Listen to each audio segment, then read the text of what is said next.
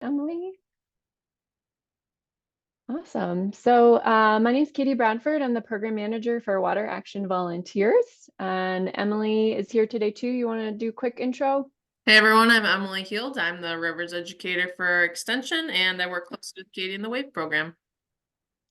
Yeah, so our goal today is to cover baseline monitoring and just give you a quick refresher. If you have any burning question, answer those. And then we'll share a few updates from the program and some things coming up. So let's just go ahead and get started. So just a quick tips on using Zoom. We just ask that you stay muted unless you'd like to speak. Generally, I'd say wait until the end, or if we open it up for questions at some point, we just want to avoid background noise, interruptions. And then if you do have a thought or a comment, you're welcome to post those in the chat at any time. You can use emojis as well to express yourself. So the chat is open for discussion while we're going through the content, and I encourage you to contribute. So I just wanted to start by thanking you all for your stream monitoring efforts and for getting out there and monitoring and protecting our waters. These are all photos from last year's trainings and the Water Learning Day event. And it's just so cool reflecting on how 2023 went and looking forward to 2024. We are really fortunate to be able to travel around the state and meet different groups and different volunteers to do trainings and get the group set up. So it's really cool being able to see all the different waters that we have. And just to kind of highlight briefly, last year, this is a map of all of the WAV stream monitoring sites last year. We had 600 sites monitored. That includes more than just baseline. That's also nutrient monitoring, our continuous temperature monitoring. 526 volunteers submitted data to SWIMS. And of course, far more were on teams. So we only really know about the people submitting data, but we know there's a lot more people involved in actually helping collect that data. And in total, the WAVE network submitted over 4,000 fieldwork events to SWIMS. So basically every time they submit data, it's a fieldwork event. And so the impact that we're having as a network is really amazing. You think about all the hours and the time that is contributing data times and places that we wouldn't have data otherwise. So thanks again for all you do. And it's really valued by the DNR and county and other partners who rely on that data. If you'd like to see 2023 data and you don't want to dig into SWIMS to see it, or the Surface Water Data Viewer to see it, we do have, we export all WAVE data from SWIMS in December after the December 1 data submission deadline, and we put it up on our stream monitoring dashboard. This is on our website at wateractionvolunteers.org/data. The link is in the chat. So this includes all baseline data, nutrient data, and our continuous temperature data. And if you want to, if you're a data nerd, you can download Excel files to do your own analysis. We also have PDF reports we developed this winter for each stream site. This is a quick look at what they look like. So you go to our dashboard, you go to your stream site, and there's a tab for downloadable reports. So you can download your report for 2023. If you want to look at if there's data from 2019, you can download a report for that year. We included some light data interpretation. This is really based on Wisconsin state standards criteria, and also the stream and river aquatic natural community criteria, like warm water streams, cold water streams, that kind of thing. So definitely check it out. You can download them. You can share them with people. They are available for you. So I'm going to just share some quick reminders for 2024, things to think about. We're going to walk through photos of the 5 baseline monitoring methods, so the things you learned at your field trainings. And then I'm going to hand it over to Emily. She's going to touch on the aquatic invasive species to watch for in your streams. We have a few swims reminders and a few learning opportunities. And we'll definitely leave time for questions. If we see them pop up in the chat, we'll try to answer them live too. So quick reminders for monitoring this year in terms of the role of our baseline monitoring volunteers. Number one, safety, of course. If there was a storm event, the flow is really high, do not go out and monitor, don't enter that water. Only enter the water if it is safe. You can always monitor on a different day. Also, we highly recommend going out with a partner so that if anything happens while you're out there, you have someone to back you up. Those are really the two most important things to remember. Of course, streams can be rocky, uneven, slippery. There can be new down trees. There can be deep pools. So just always remember safety first, and having someone with you is a good way to ensure that you're you're well prepared. We ask you to monitor your stream site once a month, starting in May and ending in October. 6 visits, generally spaced 30 days apart. So you can decide, oh, I'm going to go out first Saturday of every month and do that. Pick the same time every month as well, because some of our parameters fluctuate during the day, like dissolved oxygen. So, you can plan to go out every first Saturday of the month at 9 a.m., something like that. We ask that you submit your data right away, like that same day, to SWIMS. I still have people reaching out to me saying they haven't submitted their data from last year. And at this point, I start to get concerned that, the data sheets have been lost or the data won't be submitted and that those hours are lost. So submit your data right away to SWIMS. Take care of your equipment. Now's the time to check for any expired chemicals. We don't want to be using expired chemicals when we're submitting data to the DNR. Report suspected aquatic invasive species. We'll tell you how to do that. And if you have a WAV coordinator or local WAV coordinator, they're your first point of contact. You can stay in touch with them about anything you encounter, any questions. And of course, Emily and I are here as a secondary contact and first point of contact if you don't have a WAV coordinator. We have this nifty one-pager on our website if you like to check boxes. It's a baseline monitoring calendar with a few reminders of what you need to be doing every month. So you're welcome to print that off if that's helpful for you to kind of keep track of what we're asking you to do every month. And that's on our website on our methods page. There's kind of a tab at the top where you should be able to find that resource.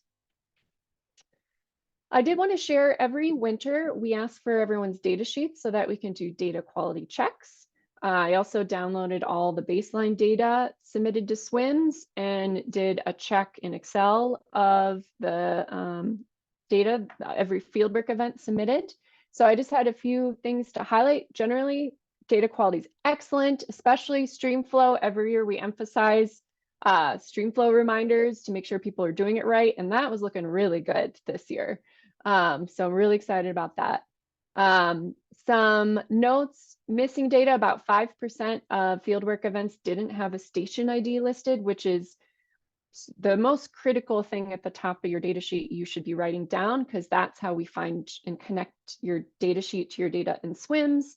If we need to double check anything, the station ID is the first thing we ask for. So make sure you're just filling out everything at the top there so we can search for that data if we need to double check anything. Not surprising, the data collectors listed in SWIMS didn't match the data collectors listed on the data sheet, because SWIMS is kind of frustrating with entering data collectors, so that's totally understandable. But if you do have the opportunity to take that time to put in SWIMS who you collected the data with, that's what we use for recognizing volunteers, sending out milestone awards, blanking on another thing that we do, but recognition is probably the most important piece. And then just having a good record of who was involved in collecting the data. And then I noticed a lot of people aren't submitting dissolved oxygen % saturation. So this is just a and when I say a lot, I mean 8%. So most people are doing it. But I would say just remember that to do that when you're collecting your dissolved oxygen in milligrams per liter. And then the last thing I wanted to emphasize is that SWIMS does not have data validation automatically when you're entering data. So you can literally write anything into the fields in SWIMS. So we really rely on you to double check what you're entering into SWIMS. So enter your data, then go back through and make sure the decimal points are in the right places. We don't want to see, 98 milligrams per liter DO, 9.8. Make sure you're entering temperature in Celsius and not Fahrenheit. So make sure you're entering your units correctly, things like that. Double check what you're entering is correct. Because we all, even the biologists at the DNR, make errors. And SWIMS, unfortunately, right now doesn't have those checks. Hoping to get that implemented in the future. Okay, so I'm going to go ahead and jump into the methods now. So May 1st, you're heading out to your stream site. What do you do? So if this is your first time monitoring the site, choosing where you do your baseline monitoring is important because, for example, you don't want to be doing it on a curve of the stream. You want to find a nice run, a straight stretch run of the stream where the water is flowing. You don't want to be monitoring where it's pooling, where it's stagnant. So a nice steady run of the stream. And you can mark that in whatever way you want with the flag or with tape of some kind. You can choose your favorite tree and you can always return to that spot. And the first thing you do, like I mentioned before, completely fill out the top of that data sheet with your official DNR station ID, official DNR station name, the date, the time, and who is there collecting data with you. For the weather, this is kind of your own subjective opinion. If it's sunny, partly sunny, cloudy, etc. If it's thunderstorming, you shouldn't be there. So I don't even know why we have that as an option, but if it's thunderstorming, maybe double check why you're there. Lightning, we don't want to be out when there's lightning. Weather over the past 2 days, that is descriptive, of course. So, generally precipitation and temperature is what you're commenting on there. Sampling date, primary, safety, and other. If you're going out on the date you intended to go out, that's your primary date. If you had, if it's flooded and you had to switch your dates and wait for stream flow to come down, that would be your safety date. And then other is other reasons. Current stream condition is based on, your observation of the water level. So if it's below normal, if you're noticing, exposed bank that is usually underwater, you might say, I wouldn't say it was dry unless it's truly dry, but you might say other, and then in the observations, you could write about that because we had a severe drought last year. Some streams completely dried up. You'd say dry, and we still want to know if your stream if you aren't able to collect data because your stream is so low from drought, for example, we still want to know that. And the biologists have said many times they want to know when a stream dries up. So you would circle dry, you'd write in your comments about that, and then you'd submit your fieldwork event. Flooding, it'd probably be pretty obvious if the water is overtopping the banks. So that's when you would note that. Stagnant, you're going to have more when it's low flow conditions as well. So use your best judgment. And then for fieldwork observations, this is anything related to the health of the stream. Or you could also comment on, if there's any wildlife or fish species you observe, anything like that. Would also indicate a healthy stream ecosystem. So think about both the positives and the negatives. Algae, if you're noticing a lot more algae growth, my local stream pheasant branch right now is has so much algae, and it's early in the season. So I would probably comment on that, the color of the water, that kind of thing. Okay, I don't see any questions regarding that, so I'm going to jump right into temperature, water temperature and air temperature, which is our easiest method. So this will be really quick. We provide you with thermometers in Celsius, so make sure you're collecting and reporting your temperature in Celsius. I don't have a picture of this, but definitely do your air temperature first. Because as soon as that thermometer gets in the water and gets wet, it's going to take a long time to be able to accurately read the air temperature. So air temperature first from the, bank of the stream or so in the stream area. And then you're going to enter your stream. You're going to walk upstream, so you're not disturbing the sediment and recording data below you. You're going to hold your thermometer underwater, kind of halfway down into the water column. And remember, we're doing this where it's a run of the stream where the water is flowing. We don't want to be doing this, in a stagnant area, anything like that. So run of the stream, hold it under, and the goal is until the reading stabilizes. So lift it out, look at it at eye level, read the temperature. You'll put it back in the water again, lift it out again. And if the temperature hasn't changed, then you know it has stabilized and you can report your water temperature reading. So that's water temperature. That was easy. Moving on to transparency, another pretty simple one. We use our 120 centimeter transparency tube. And on your data sheet, you're going to be circling that you're using a 120 centimeter tube. You remember to report that in swims. There are some 60 centimeter tubes out there, but we don't hand those out.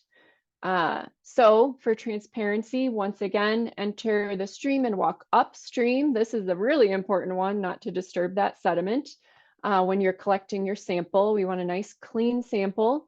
We also don't want to sample only the surface of the water, because as you imagine, there's probably things floating on the surface, and we really want to capture what's suspended in the stream, in the water column of the stream. So you're going to lower your tube underwater and get it about halfway down in the water column. You'll have to tip the opening of it up slightly so the air bubbles release. And as soon as all those air bubbles are out, I like to put my hand over the top while it's underwater and then lift it out to not lose any of the water in the tube. So once you have a full tube, you're going to carry it to shore and you're going to do your reading right away so that you don't wait for the sediment suspended in the water to settle. It could be algae also suspended in the water. So I was out on a sunny day, so I am standing with my back to the sun and I'm blocking the sun here from shining through the tube. Remember to remove your sunglasses because this is a visual test. And then what we're going to do is we're going to release the clip so that water starts coming out of the tube from the bottom. And you're going to be looking down into the tube at the black and white Secchi disc at the very bottom. And you're going to release water until you can just make out that black and white contrast of the Secchi disc. Then you're going to stop letting water out and you're going to read the level on the side of the tube. So in the picture on the right here, the water level is at about 61.4 centimeters. So that's where I stopped it. Everyone's eyes are a little different. So that is okay. Now, if you have real trouble with eyesight and visual, like you should wear your regular glasses if you need to, or contacts, of course. But even with those, if you have trouble with your eyes, since this is a visual method, I encourage your partner to do it, or you can both do it and check each other and see if you're pretty similar in your assessment of where that disc is. So that's where you do it once. Then we take an average of 2 readings. So do it again. Dump out the water, go back upstream, collect a clean sample, do all that again. You'll get a second reading. and you'll take the average. So and SWIMS auto calculates the average actually, but on our data sheet, we have you write it down, which I think is useful for you to see where you're at. So if I did a reading of 61.4 centimeters and 62 centimeters, I add those, I divide by 2, and I get my average of 61.7. All right. So that is transparency. Let's go on to dissolved oxygen now with our hot kit. This is the method I'm going to cover because this is the most common method that we hand out. So first, before you go out your first day, make sure that all your chemicals are up to date and none of them are expired. Check your sodium thiosulfate solution and your starch solution as well for expiration. For the starch solution, though, in particular, that is highly susceptible to going bad. It almost needs to be replaced every year, but it will go bad in hot, warm temperatures, in freezing temperatures. You can kind of check if it's cloudy or clear. That's a good indication. It should be pretty clear. So that is the tricky one, maintaining it. And make sure you have enough of your chemicals and packets to last you for 6 tests as well. Okay, so to measure DO, we're going to circle hot kit as the method on our data sheet and submit that in SWIMS as the method we used. We're going to take our sample bottle, which is in the photo here, the one with the cap, and we're going to enter the stream, walk upstream again to get a nice clean sample. And then we're going to fill the bottle from the water column. What I suggest to avoid air bubbles is you put the bottle under water, you kind of swish it around with the opening facing up so that you get all the air bubbles out, and you put the cap on underwater. Then you're going to lift it out and check for air bubbles before you leave the stream. If you do have air bubbles, redo it. And if you're all good, then you bring the bottle to shore. So yeah, it's really critical to get the air bubbles out because the test is a test of dissolved oxygen in the water. We don't want any atmospheric oxygen, only oxygen dissolved in the water. So we don't want to delay because water in the stream and in our sample is constantly exchanging with the atmosphere. And we don't want that to keep happening because we want a nice read of the oxygen dissolved in the stream at the time we collected the sample. So let's get started. We're going to put on our safety glasses to protect our eyes from some of the acids in these chemicals. And then we're going to add DO reagent 1 packet of it, and 1 packet of DO reagent 2. And then we're going to put the cap on and we're going to mix it really well, really vigorously. And we're going to, oh, and I forgot to mention too, make sure you get that cap on without any air bubbles. And we're going to mix it vigorously from side to side, mixing those chemicals. So the first step of this test in mixing the chemicals is to fix the oxygen in the sample so it stops exchanging with the atmosphere. So we shake it vigorously, then we're going to let it rest. And we're going to let it rest until that orange-brown flock has settled. And there's a nice distinction between the clear on the top and the flock on the bottom. Now, some people get confused and they think the flock needs to settle at that white line on your sample bottle, but that white line is actually for a different test. It's for a low DO test. So you don't need it to settle to that line. So we're going to let it settle, give the time for the chemicals to react, and then we're going to shake it vigorously again. I don't know if, oh, I have it on this slide. Then we're going to pick it up and shake it vigorously again, and then we're going to let it settle again. All right. And once it is settled the second time, then we're going to add DO reagent 3. Again, inserting the cap without air bubbles, scraping kind of any extra chemical off the top.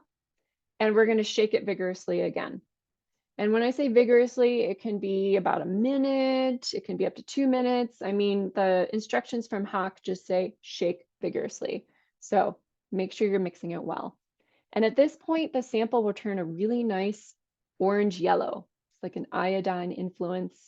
It looks like apple cider, but don't drink it. And now your sample is stable. So we have fixed the oxygen in the sample.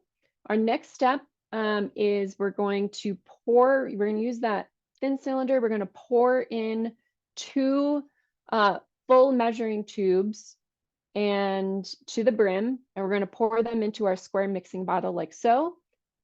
And this will allow us to measure DO to the nearest 0.5 milligrams per liter rather than 1 milligram per liter. Once we have our square mixing bottle sample, then we can start titration. So we're going to take our sodium thiosulfate dropper bottle, and this is where we start to count how much oxygen is in our stream sample. So you release 1 drop at a time, mix well, and count. And we keep doing that. And I say here, pause after 10 drops. I should edit this because that only works if you have high DO.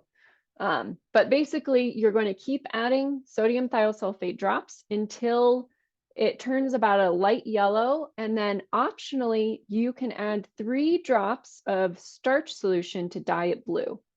This is optional. It's not a requirement of the test, but it does help the visual change in the sample because the goal is to turn the sample perfectly clear. And then that's when you stop counting drops. And that's when you stop counting essentially how much oxygen is in your sample. So after it turns like kind of a light yellow, it's kind of a dark yellow here. It's a little lighter in this picture. We add our 3 drops of starch and then we dye it blue, and then we continue adding sodium thiosulfate drops until the solution has turned perfectly clear, like in this photo here. So we've gotten it from yellow to clear. When the moment arrives that it turns clear, you're going to write down how many sodium thiosulfate drops it took to get to that point. So let's say it took 20 drops of sodium thiosulfate to turn it clear. We used 2 tubes. So then we write down that we used 2 tubes, and your DO in milligrams per liter is 20 drops divided by 2 tubes. So your DO is 10 milligrams per liter. And then to do percent saturation, you have this nice card on the back of your instructions. And all you do is you draw a straight line between the oxygen in milligrams per liter you got, which is 10, as shown here, and your water temperature in Celsius. And where it crosses that middle bar is your percent saturation. So here it's looking like it's about 74% DO saturation. All right. And so in this case, the water, because it's below 100% saturation, is not holding as much oxygen as it could at equilibrium. So something in the stream is using up oxygen. Interestingly, that's why it's below 100. If it was above 100, we call that supersaturated, and that means something is adding oxygen into the stream above its equilibrium point. Continuously adding oxygen. It could be aquatic plants and algae. It could be waterfalls or riffles. These are all things that kind of inject oxygen into the water.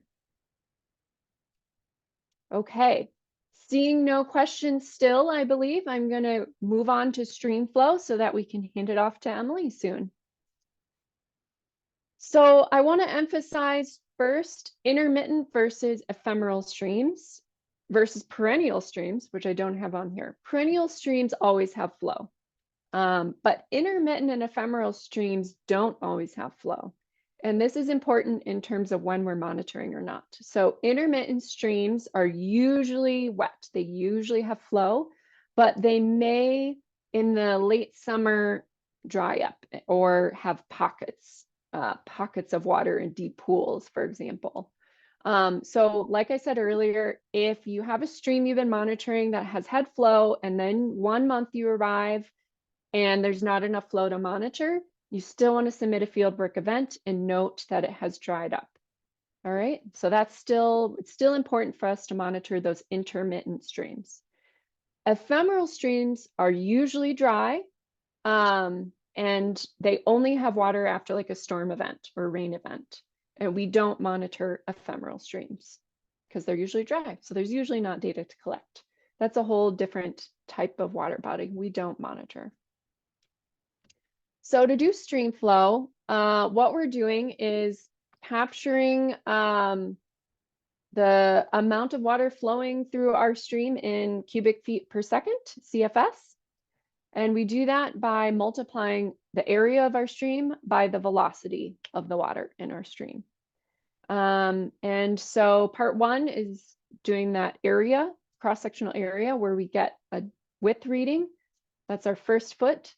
And we multiply that by an average depth. We take a bunch of little depth measurements, and then we calculate an average depth. So that's our second foot unit. And then part two is the velocity. So this is where we do why it's called the float method. We float a tennis ball over 20 feet, and we record how many seconds it takes for that tennis ball to travel 20 feet. So that's where that distance, 20 feet, and time, how many seconds it takes that tennis ball to float, that's measuring velocity. So we multiply all those together and we get our discharge. Really important, and everyone's been doing this, but I just want to emphasize again that our units are decimal feet or tenths of feet. We are not doing inches, because that adds another type of unit that you have to convert. So decimal feet is basically 1 foot broken up into 10 equal parts rather than broken up into 12 inches. And all of our measuring tape reels and our nets should be marked in decimal feet. So should be easy for you to do that. You shouldn't have to do any conversions.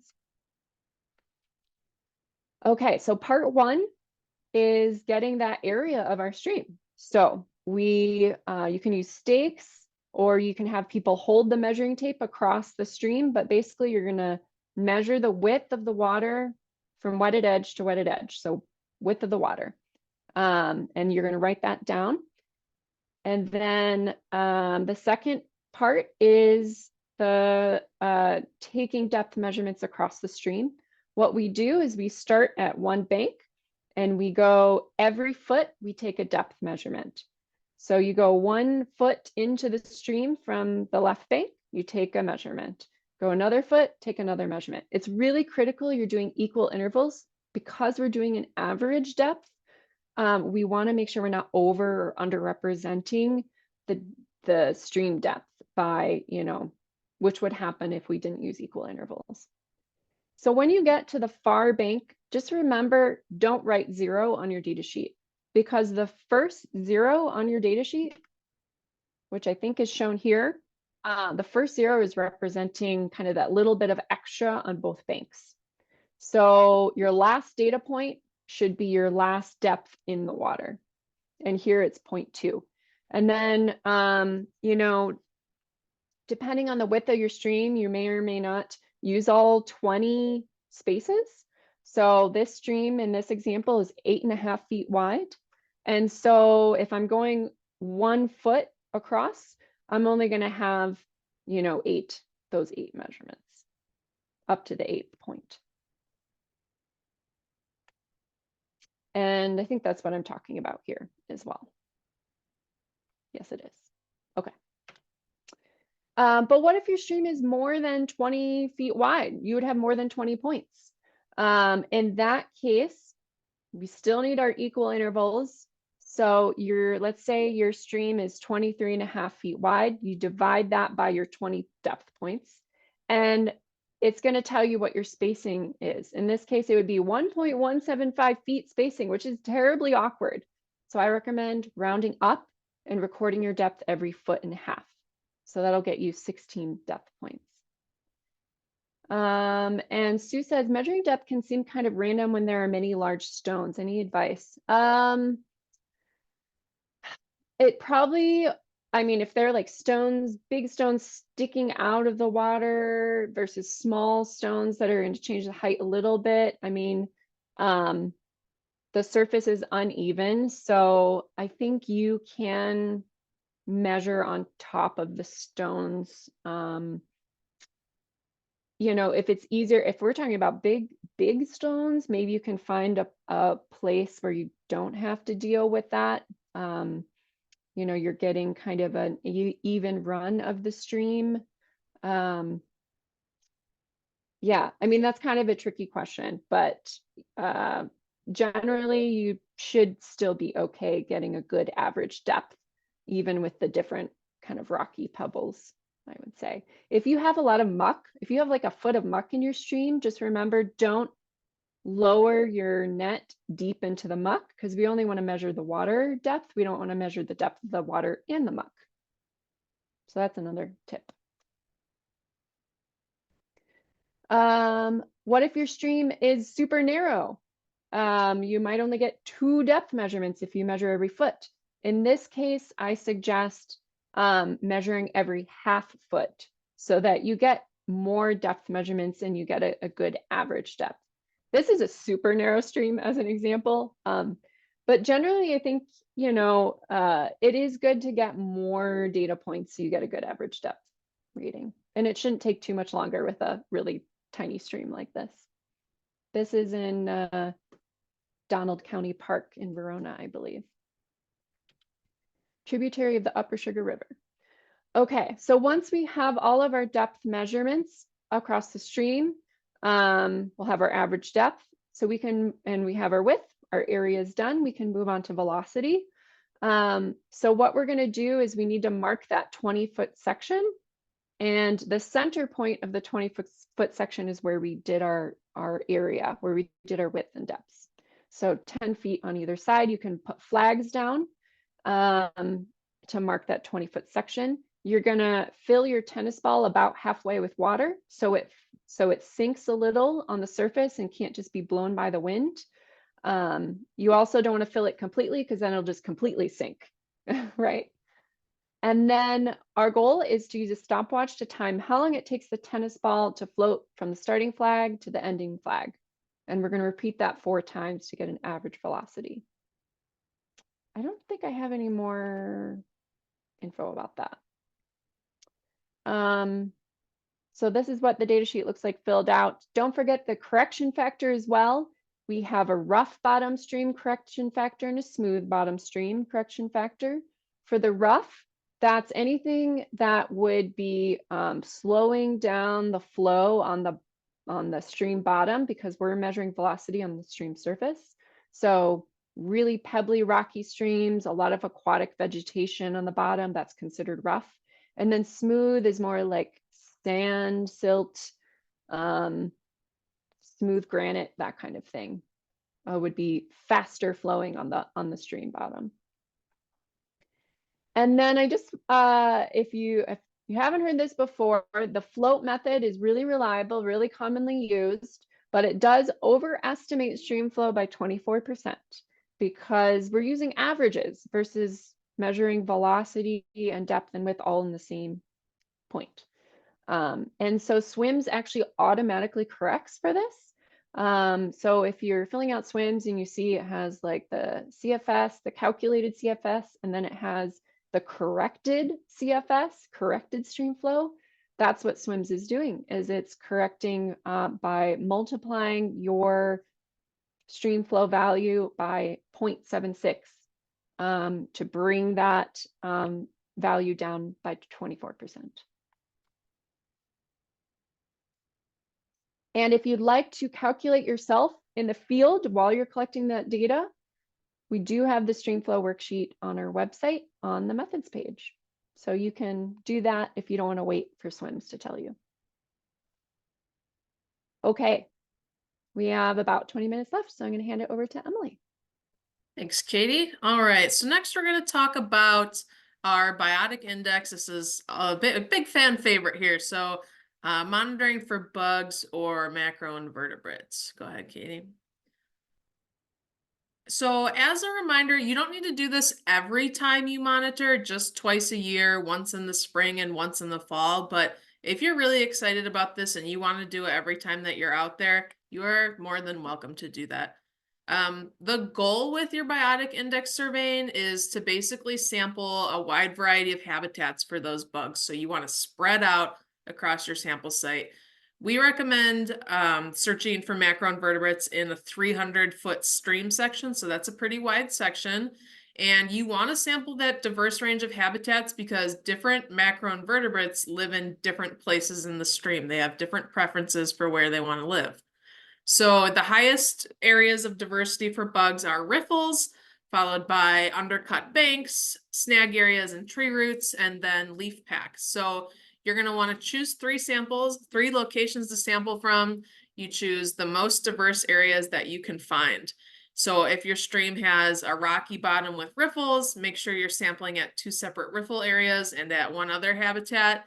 And then if your stream has a soft bottom or if it doesn't have riffles, then you can collect samples at submerged logs or snags or undercut banks. And so when you're sampling at a riffle, 1 sample actually has 2 steps. You're going to sample below and above the riffle. So we ask that you start at the downstream side of the riffle. Just put your net against the bottom of the stream and start kicking in front of it. That's so that you can dislodge those bugs from the bottom of the stream. And we always like to say, kick it like you mean it. So those macroinvertebrates, they're living under rocks. And so you're trying to dislodge them from under there. And after you've kicked about 20 times, you can ask your partner to hold the net while you pick up rocks and rub them together in front of your net. And then dump that net into your tray that has a little water in it. Always make sure that you're adding a little bit of water in those bug bins because without it, they'll die. And then you're going to repeat that process on the upstream side of the riffle, and then dump that net into your large tray as well. And then to sample an undercut bank in that top right photo, you're going to want to scoop the bank from bottom to top about 20 times and then dump your net. For snag areas and roots, you just run the net, you kind of scrape along those down trees and root areas in about a 3 by 3 foot area. So you're going to be scooping along the surface, basically scraping those bugs off. And if you're sampling a leaf pack, you want to hold the net downstream of that leaf pack and scoop some leaf material into your net, and then bring back the leaf pack to the tray and slowly sift through it for the bugs. So again, you're going to be choosing 3 of those diverse habitat types to sample from. You can do the next slide.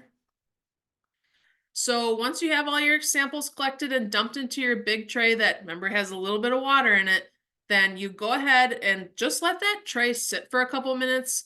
That'll allow, if you accidentally grabbed a bunch of muck or sediment, that'll allow the sediment to settle and the bugs will start to emerge from hiding. And then you can use your ice cube tray that we have pictured there to sort the macroinvertebrates by similarities. Again, make sure that that ice cube tray has some water in it. And then you're going to use your key to life in their river to identify those macroinvertebrates that you found. On your data sheet on the back is where that biotic index information is. So you can circle each bug you found and then tally the number of bugs circled in each sensitivity group. And that's what you enter into SWIMS when you're doing your data entry. You can go, yep, there we go. There are some nice non-WAV identification resources that you might be interested in for macro identification. We do understand that identifying macroinvertebrates can be kind of difficult, so just some more resources for you. Macroinvertebrates.org has really nice pictures, and it's honestly just really neat to look at. It's a really fun website, so I would definitely recommend visiting that website just for a fun time. And then if you're a smartphone user, there are 2 smartphone apps you also might enjoy. One is called Pocket Macros. That has really nice pictures on it as well. And then there's also iNaturalist. And iNaturalist is used for a whole wide array of nature reporting topics, including macroinvertebrates. And you can upload photos to that app for ID assistance from the user community. Next slide, there we go. So you can go to the next slide already. And then as a part of baseline monitoring too, we also ask that volunteers keep an eye out for 4 species of aquatic invasive species while they're out doing routine monitoring. There's not a specific protocol for this like there is with the other parameters. We just ask that you keep an eye out while you're doing your monitoring. You're most likely to see these while doing a biotic index survey, but it's good to just, glance around for them every time that you're out too. And the 4 species that we ask people to look for are New Zealand mud snails, faucet snails, rusty crayfish, and freshwater golden clams. So those 4 species were chosen by DNR as especially concerning in streams. And anything that people do find that is suspect, I recommend that you take a sample. Snails and clams are really tough to identify, and they're super, super tough to photograph. Those New Zealand mud snails, you can see in that picture how tiny they are. I get a lot of blurry snail pictures, so it's just easier if you can grab a sample of those. And next slide, please, Katie. There we go. And so anything that you find that you suspect is an invasive species, what I recommend you do, take a sample again, and then you can report that to your local DNR AIS coordinator. You can Google DNR AIS contacts, or we'll put it in the chat for you. Or you're always welcome. If you're confused about this process, just send us an email at WAV and we'll put you in touch with the right person. So if you think you found an AIS, we made this little flow chart for you. You can help us out if you feel comfortable with it on the front end. If you do a little pre-research, it would help us out.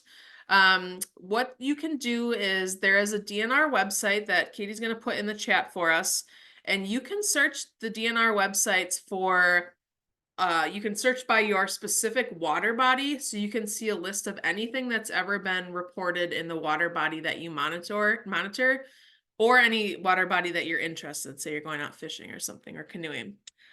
There's also a DNR webpage that Katie put that lists invasive species by species. So if you're interested in all the waters in the state that have New Zealand mud snails, then you can sort through it by that way too. So if you find a suspect invasive species at your monitoring site, you can check and see if it's been reported there before. If the species you found is not listed there, you should absolutely report it to DNR. So you can bring a specimen to your local WAV coordinator. They might be able to help you confirm the identification first, and then they can help you contact the DNR if necessary. So DNR contacts are listed. I think Katie already put those in the chat. Yep, she did. And so, yeah, you can click the county that you're in and it'll take you to your DNR AIS contact.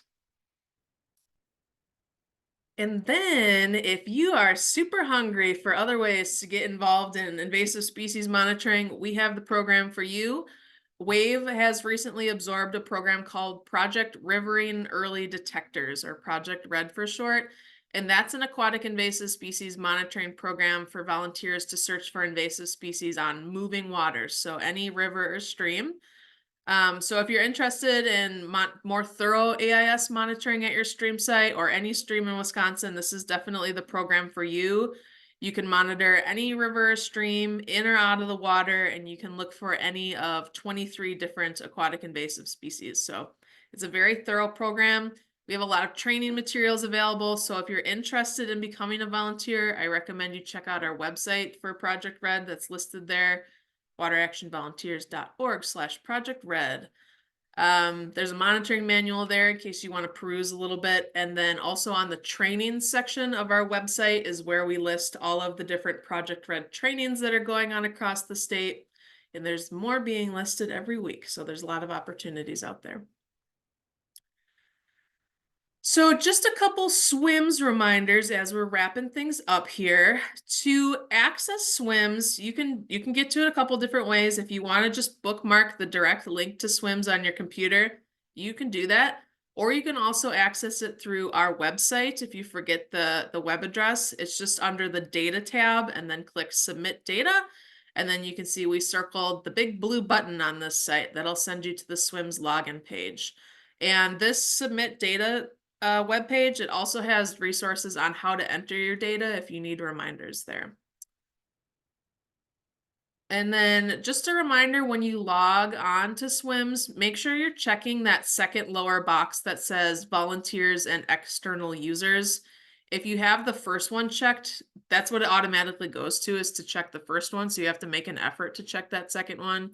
If you use that first one, you're gonna get an error and not be able to log in. And then once you're in SWIMS, if you go to enter data and your drop-down menus are blank, stop, contact us, don't go any further. These drop down menus for each of these, where it says project data collector and you can drop those menus down, those should have content in them. So if you click any of them and they're blank, then there's something on the back end that we need to fix for you. And as another reminder, with your SWIMS questions, go ahead and come to us directly to ask those questions. I field those. You can come to us for anything swims related, but common questions we ask are things like creating new monitoring stations, linking your account to that monitoring station, creating a new way, a new ID. We can help you with all of those different things. So you can go ahead and use the general WAV email account for SWIMS questions.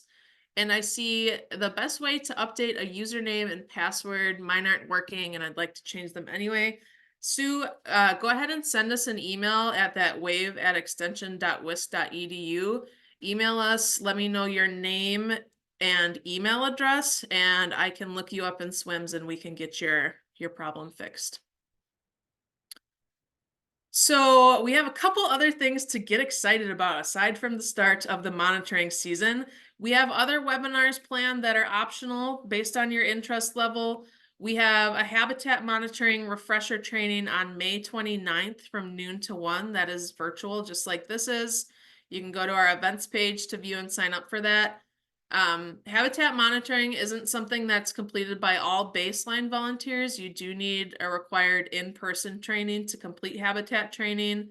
So if you've taken that in-person training and need a refresher, you're welcome to attend this webinar, or if you just want to see what habitat monitoring is all about, come on down, join us. If you're interested in getting trained on habitat monitoring, we have those opportunities on our website events page as well. And we also are going to be having a webinar on how to submit and explore your WAVE data. Any volunteer is welcome to attend that. That's listed on our events page too. June 5th from noon to 1 for all things on SWIMS as well as data exploration for our data dashboard. So that is all we have for you tonight. We thank you very much for joining us. I know it's a beautiful day here in Madison. I'm not sure what it's looking like across the state. So we appreciate you taking time to join us and ask any questions you have. And we do have a few minutes left. You're very welcome to put questions in the chat, or if you would like to unmute, then we can answer questions that you have verbally like that too. Right. Ditto.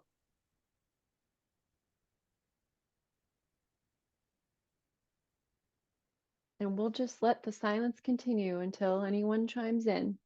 Emily, you can stop the recording if you'd like.